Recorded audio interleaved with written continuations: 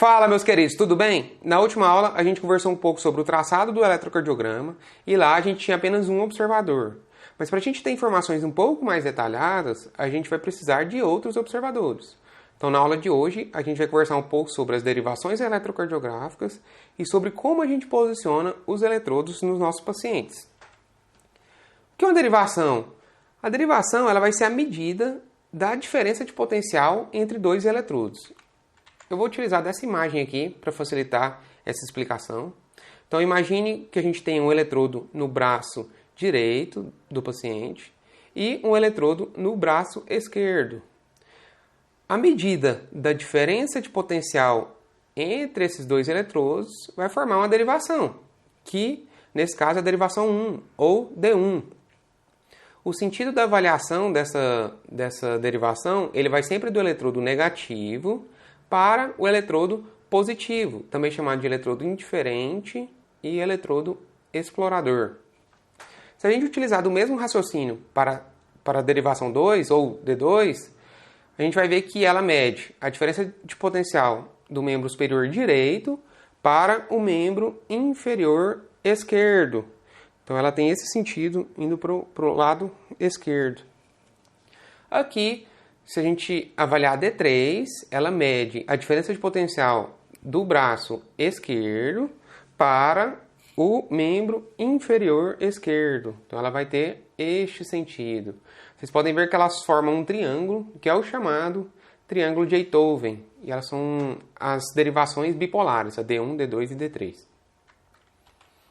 Nós temos as derivações unipolares aumentadas. Elas vão medir o potencial absoluto no membro superior direito, que vai ser a AVR de right, o potencial absoluto do membro superior esquerdo, que é a AVL de left, e o potencial absoluto do membro inferior esquerdo, que vai ser a AVF de foot.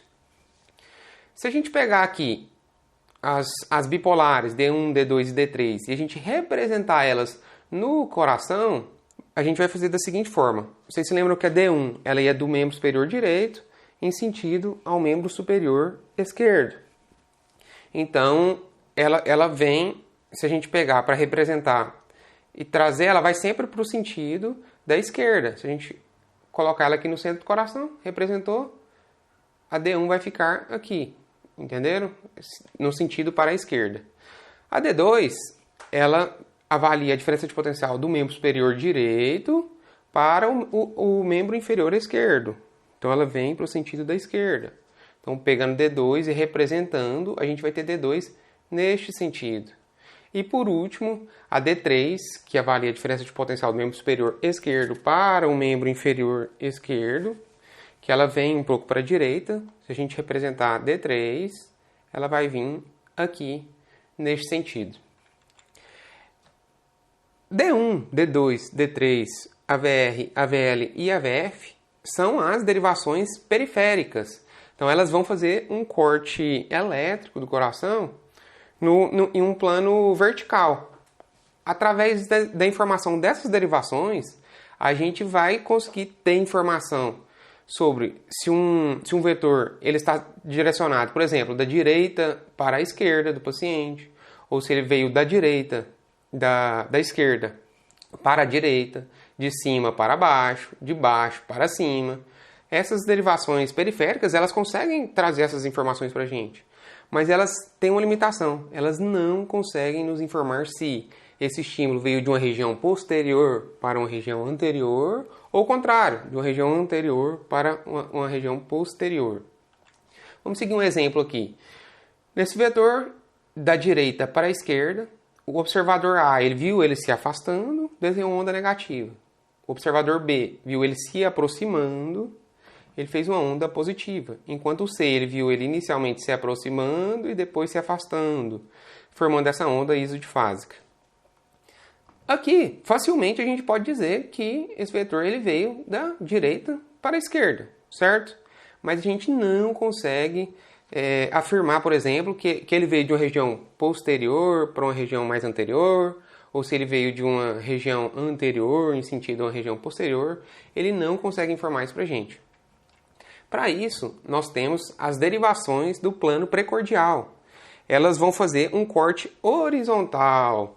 Então aqui a gente tem V1, V2, V3, V4, V5 e V6. Uma dica útil seria, se a gente quiser essa informação, V1 vai ser muito importante para poder nos dizer se um vetor ele veio da região posterior para anterior ou de anterior para posterior.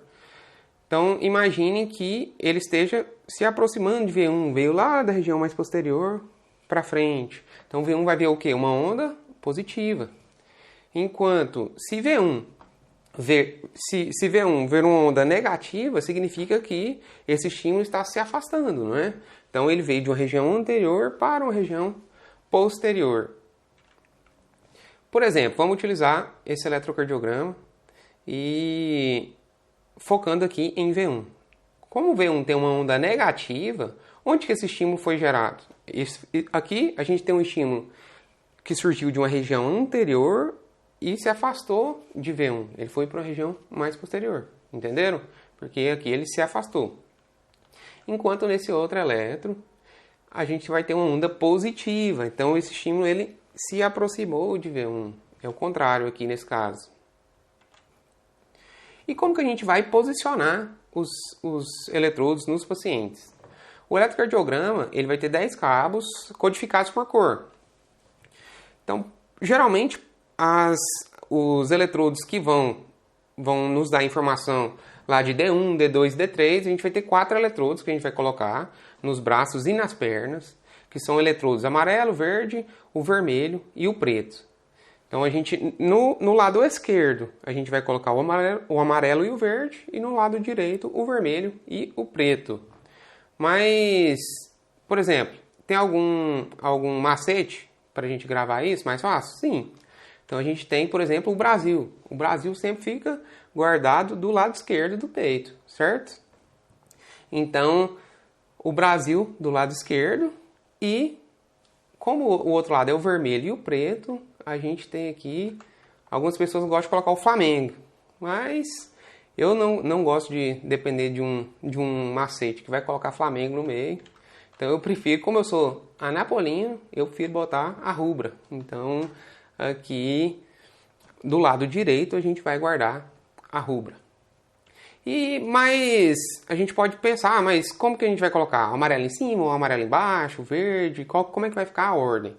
Então basta você lembrar que você está pisando em um gramado e no asfalto, meio a meio.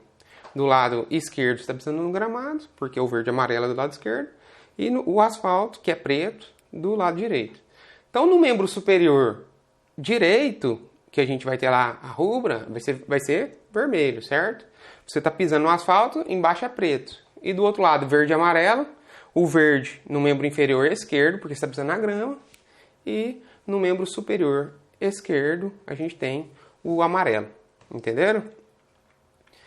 A gente tem que posicionar também os eletrodos precordiais, vão ser os 6 outros cabos. A gente vai ter que colocar V1, V2, V3, V4, V5 e V6. Para isso, a gente tem que relembrar um pouquinho da anatomia. Entre o manúbrio e o externo, a gente tem o ângulo de luz, que imediatamente, que é uma elevaçãozinha entre o manúbrio e o externo, essa elevaçãozinha, se a gente imediatamente abaixo dela, a gente tem o segundo espaço intercostal. A gente conta mais um terceiro, depois mais um quarto. A gente vai colocar V1 e V2, eles vão ficar no quarto espaço intercostal. V1, ele vai ficar no quarto espaço intercostal à direita. V2, no quarto espaço intercostal paraesternal à esquerda, certo? Depois, a gente vai ter que colocar, geralmente, só para melhorar, geralmente V1 e V2 ficam a nível do mamilo. Então, só para facilitar.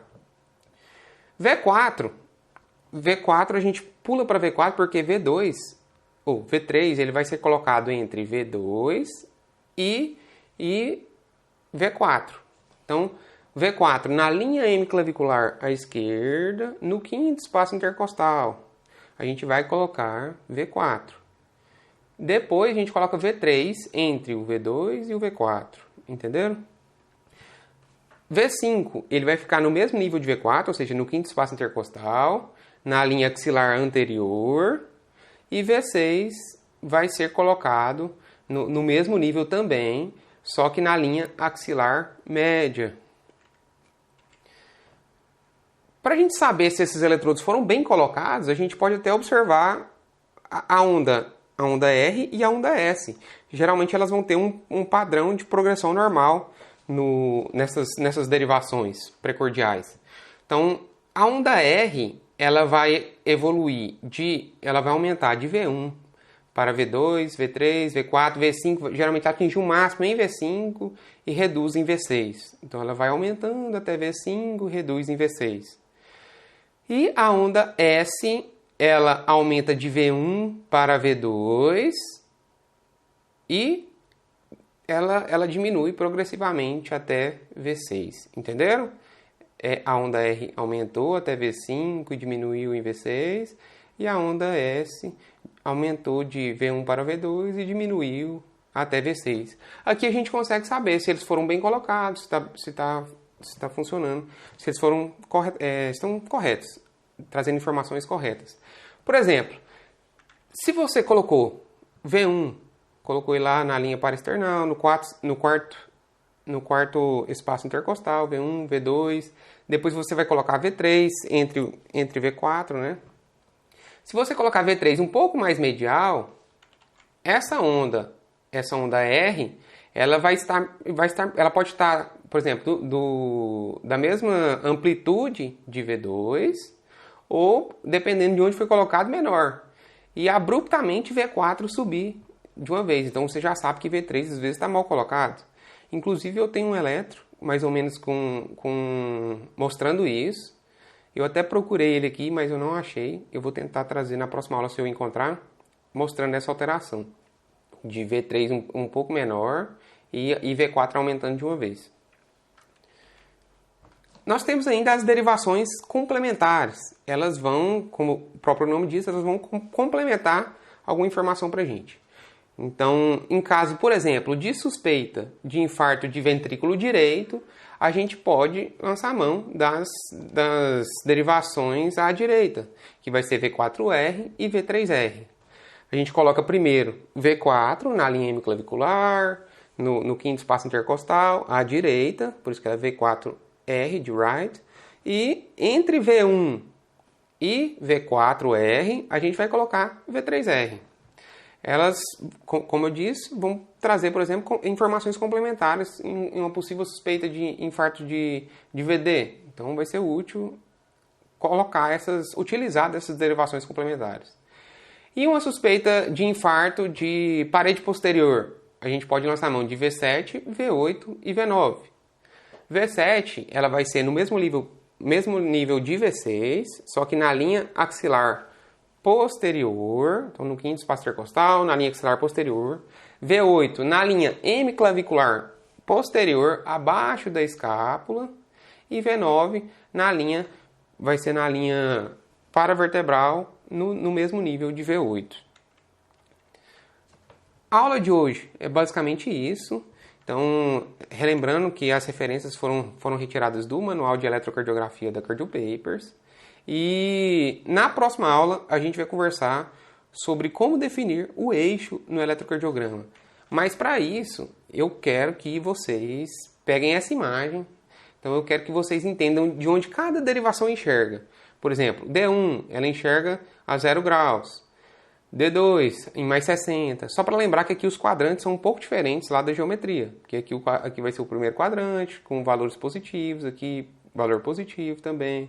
Aqui a gente tem valores negativos e negativos. Então, um pouco diferente. Então, grava lá onde está D1, AVL, D2, AVF, D3 e AVR. Vai ser muito útil e vai facilitar bastante o entendimento de como a gente vai calcular esse eixo. Tira uma foto, ou desenha, coloca no celular, alguma coisa assim, tá certo? Então, no mais é isso. Eu demorei um pouquinho dessa vez porque eu estava preparando o fundo. Não sei se vocês viram que está um pouco diferente agora, que eu removi o fundo. Então, no mais é isso. Se vocês gostaram, curte, compartilha, ativa o sininho, inscreve no canal. E é isso, galera. Um abraço e até a próxima.